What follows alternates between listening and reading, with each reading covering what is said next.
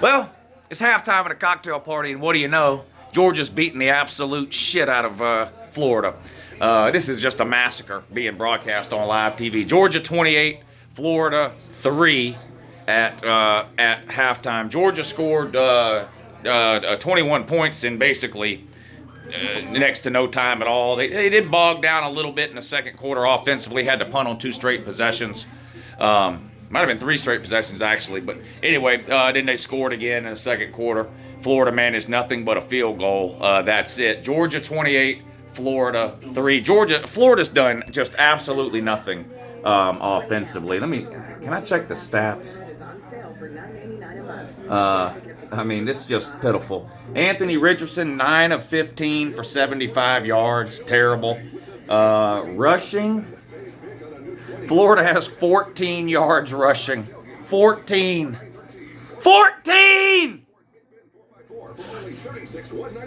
Fucking garbage. God damn. Garbage. Didn't Florida had 500 and something yards of offense against Tennessee?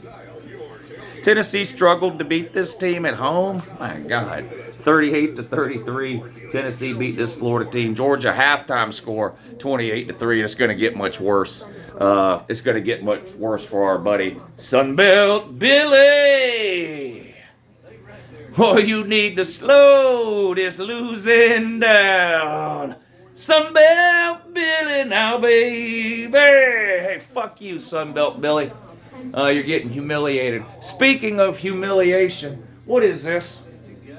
Hey, Shamecock man, what is this? South Carolina's losing to Missouri 17-0. You ought to be ashamed of yourself. Mike Gundy, I'm a man, I'm 48 now, or however old you are now. Oklahoma State's getting humiliated by Kansas. It was 35-0, but hell, every time I refresh the screen, it's gone up even more. So let me take another look. What's the score now? Oh, somehow it's still Oh, well, it's halftime. That's why. Still 35-0. Deuce Vaughn is an absolute animal. Anyway, Kansas State 35, Oklahoma State 0. What else is going on? Wake Forest was actually trailing to Louisville, but not anymore. They're up by 1, 14-13. Illinois up on Nebraska 20-9. I don't think anybody cares about that. Hard to believe Illinois' only one loss, 6-1. Illinois and North Carolina. Nobody talks about them. They each only have one loss. Weird. Shout out to Illinois and North Carolina, I guess. I don't know. What else is going on of note? Probably nothing. Nothing really. Oregon, who also was trailing Cal 10-7 at one point earlier in this game. Oregon at halftime now up on Cal 21-10. There's your roundup. Ohio State came back, put Penn State away in the second half.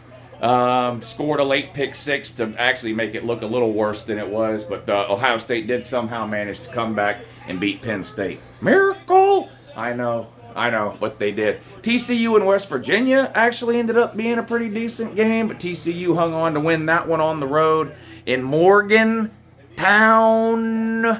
So TCU remains undefeated as well. What else was going on in the earlier games?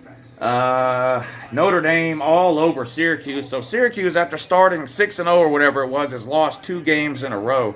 To the Taters last week, and then they lose at home to Notre Dame 41-24. Notre Dame plays Clemson next week at Notre Dame. Man, be a shame if the Taters lost that one, wouldn't it? Yeah, Rudy versus the Taters next week. Arkansas and Auburn. Arkansas smoked them. I mean, that's what everybody does to Auburn. Arkansas 41. Auburn 27, I believe, was the final on that one. Why does Brian Harsin still have a job? I don't know. Hugh Freeze, they're calling. Georgia Tech got blown out by Florida State 41-16. Georgia Tech's just I don't even know why Georgia Tech still fields a team.